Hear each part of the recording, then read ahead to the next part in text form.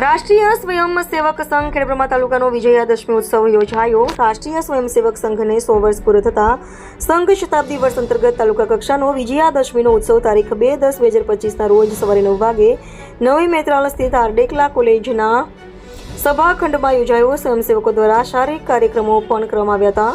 રાષ્ટ્રીય સ્વયંસેવક સંઘની સ્થાપના દર 15 સ્વયંસેવકો સાથે 1925માં વિજયાદશમીના પવિત્ર દિવસે ડોક્ટર કેશવરાવ બલિરામ હેડગેવાર દ્વારા કરવામાં આવી હતી, જે આજે દુનિયાના અનેક દેશોમાં ચાલે છે અને દુનિયાનું સૌથી મોટું સંગઠન છે.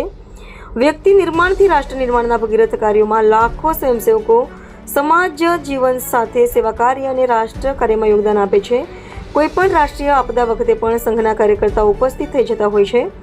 આ કાર્યક્રમમાં અતિથિ વિશેષ તરીકે આરડેકલા કોલેજના ડાયરેક્ટર શ્રી રાહુલભાઈ પટેલ તથા મુખ્ય વક્તા તરીકે અશોકભાઈ બારોટ ઉપસ્થિત રહ્યા હતા. આ કાર્યક્રમ અંતર્ગત તમામ લોકો દ્વારા શસ્ત્ર પૂજન કરાયું હતું તથા કાર્યક્રમને અંતે સૌને અલ્પાહાર અપાયો હતો. રિપોર્ટર જયેશ ઠાકોર સાથે શૈલેષ પટેલ, સાબરકાંઠા.